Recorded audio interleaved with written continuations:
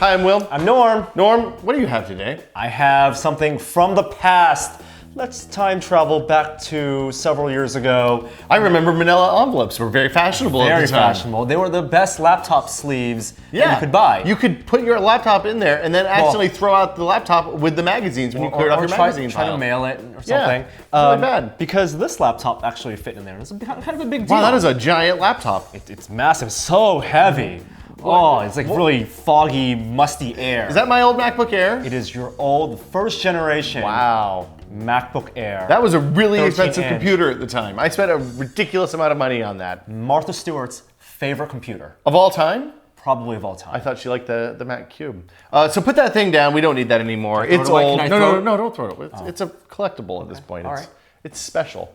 What we have today is the very new MacBook Air 13-inch mid-2012 refresh. This is the 256 gigabyte version. It's the $14.99 base price, but it's got all the same stuff as the base one. The only difference is 128 gigs of storage versus 256. So as you can see, it turns on really quickly when you open the lid. The body is still the same body as 2 years ago. Exactly the same. With the Core 2 Duo 13-inch. Yeah. Last year, they brought back the backlit keyboard. Yes. So this year, obviously, you still have the backlit keyboard. And the really big change from last year's model and this year's model is the processor. Intel's Ivy Bridge, which is a reduced process to 22 nanometers, which is more power efficient. So battery tech theoretically lasts longer on this laptop. So I've been running benchmarks for the last few days. The upshot is that on CPU-dependent benchmarks, especially single-threaded ones, it's roughly equivalent to last year's Sandy Bridge machines. We compared this to your last year's 11-inch MacBook Air, which was, I think, what, a 1.6? It's 1. I maxed it out, so I had 1.8. So actually, so it's more same CPU speed. It's 1.8, and the 11-inch, 13-inch, same processors on the inside. From Sandy Bridge 4 to gigs of Ivy memory. Bridge, 4 gigs of memory. Okay. This can go up to 8, but we chose 4 gigs. Yeah. So with two very comparable computers, 4 gigs of RAM, 4 gigs of RAM, both 1.8 gigahertz CPUs, but one is Sandy Bridge and one is Ivy Bridge.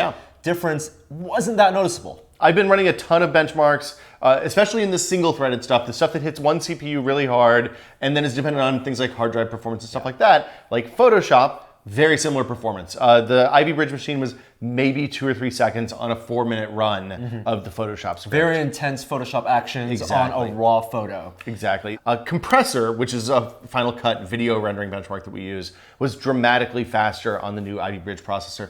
I'm not exactly sure why. We're going to have to do a little bit of digging to figure out, but basically it was between 25 minutes and about 12, 15 minutes on last year's versus this year's. And that could have had to do with storage. It could have had to do with some H.264 acceleration in the software now. I don't know for sure. The big difference though is games. Okay. You know, last year's model, you said you were able to play Starcraft. Barely. Starcraft installed, and I could run the lowest resolution and single player And games. you're talking about in OS 10. In OS 10, and not really even get into a multiple game. One versus one, have more than 50 units on screen, wouldn't play. So the difference here is that I was actually able to play newer games like Diablo. Team Fortress runs fine. A lot of the indie games that are available for the Mac on Steam worked pretty well that I tried. And that's at native resolution. So it's 1440 by 900. So it's not massive resolution, but it's pretty good. I wouldn't want to play competitively. Like competitive Team Fortress would be difficult on this machine. But if you want to just play Diablo and do some clicking. Stock settings, plug a mouse fire it up. The trackpad is impossible to use for games. Worked great with the mouse though. So I was able to play, like I said, for a while. Other things we should talk about, battery life. Okay. This is 4 hours. I ran the battery down multiple times using kind of real world workflows. I basically would sit down, use the computer on the internet with Wi-Fi and Bluetooth on at 1/3 brightness, which was what seemed appropriate for the room that I was in, and got between 4 hours and 4 hours and 30 minutes very consistently. Did it get hot or was it loud? It doesn't actually. I was using it just on my lap. No kind of lap board or anything like that. It takes a whole lot to get the fans to spin up. Because on my MacBook Air, the 11-inch, gets real loud, real hot, real fast if I'm playing Flash video or doing any type of intensive processing. Because of the process size reduction on the Intel CPU, it shouldn't get as hot. I wasn't able to get the fans to spin up to the point that I could hear them on this, even doing video compression with multiple cores. So also new, because there was the new Intel 4000 graphics on the inside, DisplayPort, or the Thunderbolt port now, outputs to 2560 by 1600 on an external monitor. So you couldn't do that with last year's model, right? Yeah, so and you could do multiple monitors with with this one Thunderbolt? It's unclear. I don't think you can do multiple 2560 by 1600 monitors. I don't think that there are actually 2560 by 1600 with Thunderbolt monitors that have the pass-through. And because there's only one port, one of the monitors will have to be a Thunderbolt display because DisplayPort can't pass through, obviously.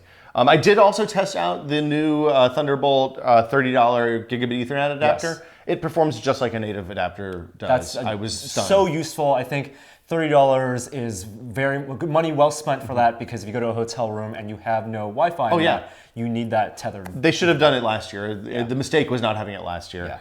The screen's pretty good on this laptop. It hasn't really changed from last year at all. It looks exactly the same as last year's. Yeah. And it looks great when you're not comparing it to anything else. When you put it up against something like a real desktop display or the Retina MacBook Pro, or an iPad, it looks a little sad. Yeah. I think that this is viewing angles, especially the vertical is rough. Very rough. You tilt it back a little bit, it gets washed out real quick. Exactly. It does seem a little bit brighter than last year's models. I was running last year when I used your laptop last year. I usually run at about half brightness. This seems like third is probably more appropriate. Now they also boosted the camera on the front. Yeah. They call it the FaceTime camera, which just means it's a 720p camera.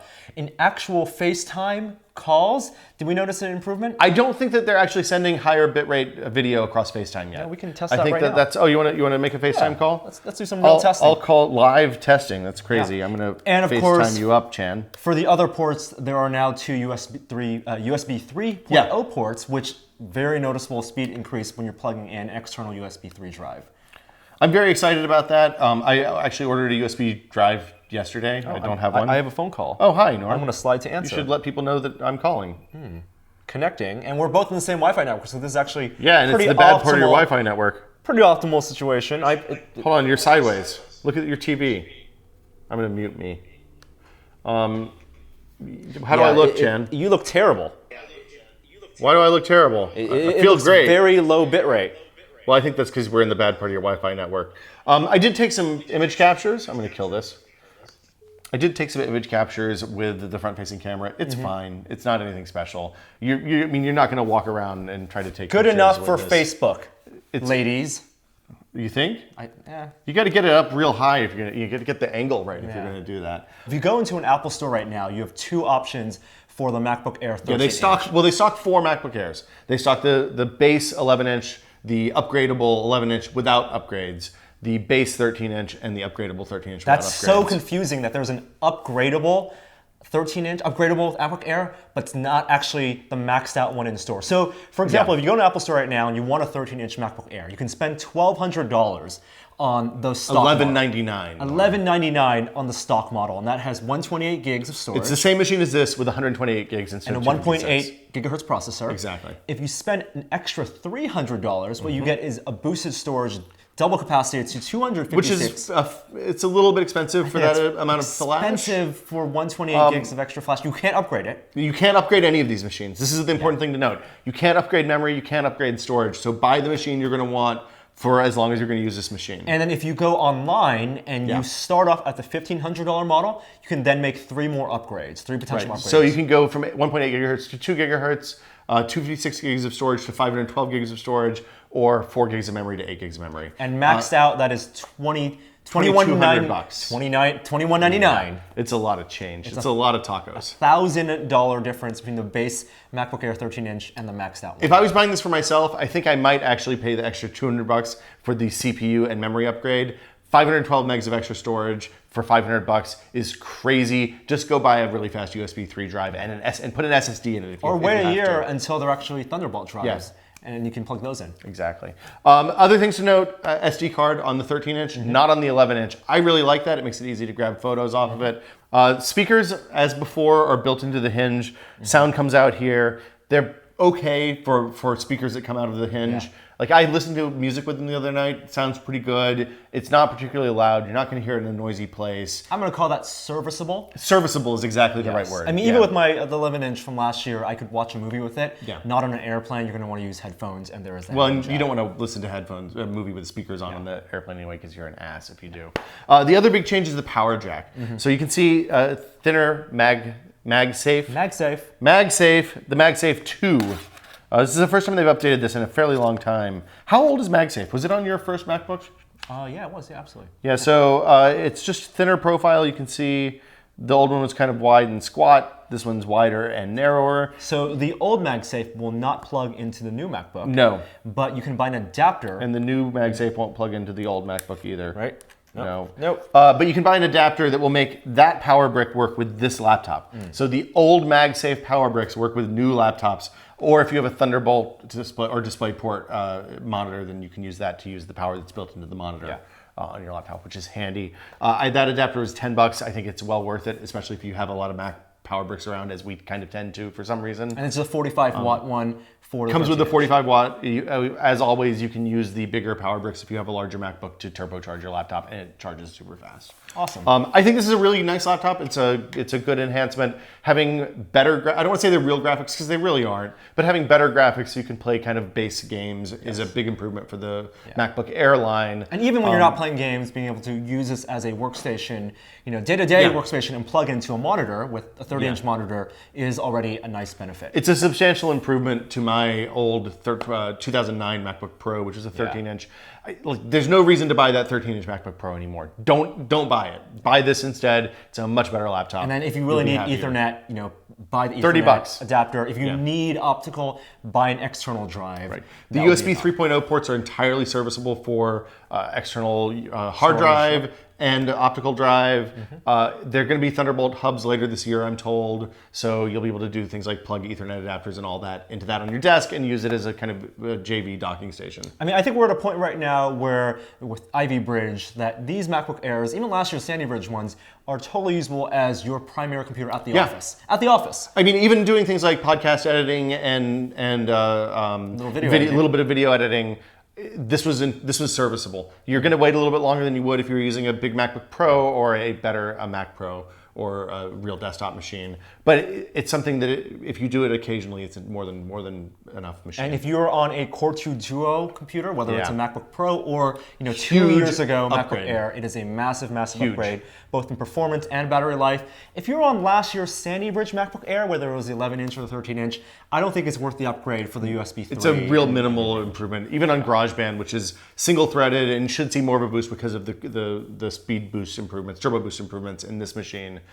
There wasn't that much of a difference. Now, also on the roadmap, though, next year we do anticipate Intel releasing their Haswell chip, which is the culmination of their ULV ultra-low voltage CPUs, and that will actually have potentially 10 times the graphics power of this year's Ivy Bridge. If you don't need a computer right now, if you're on the Sandy Bridge, or if you're perfectly happy with the computer, don't go out and buy something you don't need, and maybe wait till next year. So that is the 13-inch MacBook Air. It's out now. It's $14.99 for this model, $11.99 for the base.